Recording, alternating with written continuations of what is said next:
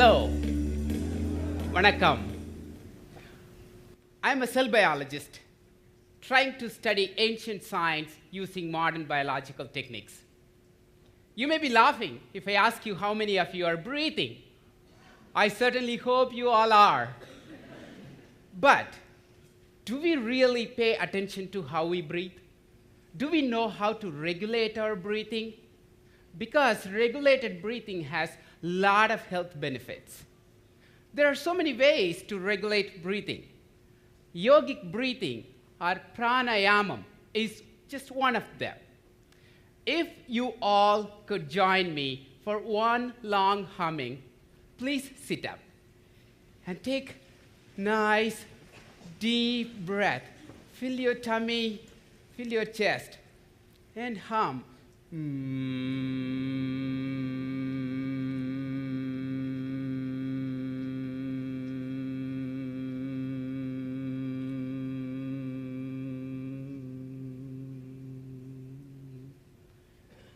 Thank you. Isn't it wonderful? Now you learned one yogic breathing technique, and you're one step closer to your better health. By the end of this talk, I will convince you that yogic breathing is good for health. I'm from India, from the state called Tamil Nadu. We speak a language called Tamil. Tamil is also an ancient culture and civilization. We practice a natural medicine called Siddha medicine. I was born in a small village called Karambakudi. My grandmothers were medical practitioners. We practiced Siddha medicine. My grandmothers were midwives as well. They help young women deliver babies and take care of their young infants. Our grandfathers were medical practitioners as well. When I was little, my father and uncles would teach me yoga. As a child, I didn't like it, just like my children right now. When I was in high school, my father would send me to one of my uncle's Siddha clinic. As soon as you enter into the clinic, you can smell the wonderful aroma of cumin, coriander, cinnamon, cardamom, and so many herbs. It's a wonderful aroma. One side you will see freshly squeezed leaf extract. The other side you will see the boiling decoction of barks and roots. My uncle is a very wise man. He would feel the pulse of a patient and then would ask a question. How long have you been having this tummy ache? Or how long the chest pain bothering you? Then he would give them those natural medicines. I was so fascinated by this. I was wondering, what is in these natural compounds that make them feel better? I vividly remember we were always often visited by one grandfather. He would talk about yogic breathing. And he would just show the sky and then say, I'm going to drink milk, and then start inhaling. It looked strange to me at that time. But I was wondering, what is in the air that nourishes him? I wanted to understand the chemistry behind it. I took my chemistry for my bachelor's degree. I was fortunate to go to a college where I can do yoga, meditation, chanting, and get a degree in chemistry.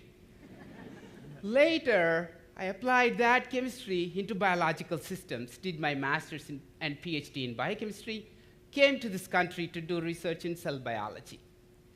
All these years, I've been carrying yoga with me. During tough times, I found a lot of relaxation from yoga. I was wondering, what is in yoga that changes me? How is it good for me? One important clue came from one of my visits to India. I bought this book called Tirumandirum, written by Saint Tirumular several centuries ago. There was one chapter I was fascinated to. It was on yogic breathing. I found one song or poem or sutra on how to do the yogic breathing. I decoded the meaning of it. I devised a method to practice it. After some time of practice, one fine morning, I found there was more salivary stimulation. I was surprised. Maybe it's just one day.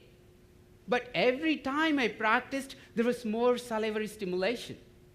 I thought, wow, this is a great way for people with dry mouth conditions, say Sjogren's syndrome, radiation therapy, aging, and so on.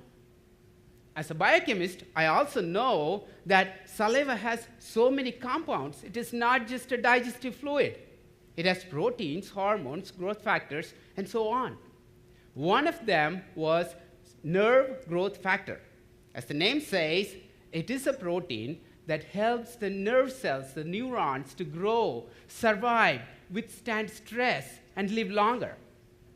And nerve growth factor is reduced, found in low levels in Alzheimer's patients.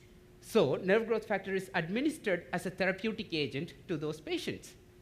I was thinking that this may be a great way to treat or prevent Alzheimer's disease. So I went to an eminent scientist in this area. I told him my idea. He said, I like this idea, I trust you, but I want to verify. You probably are familiar with the term, trust and verify. So I went home, did the yogic breathing exercise, brought the sample to the lab, tested it. Yes, there was more induction of nerve growth factor. Or maybe it's just me. So I called my son, 10 years old by then. I asked him to do the exercise, and he looked at me and said, you want me to spit in this tube? You! Well, that's what fathers do to the children. He did the exercise and gave me the sample, and then I tested it. Yes, there was more nerve growth factor in his sample also. Then I conducted a clinical trial. One group of people with control, one group of people doing the yogic breathing exercise. Now I have a name for the yogic breathing exercise, Tirumandirum pranayama. So those people who did the yogic breathing exercise had more nerve growth factor. It's a proof of principle.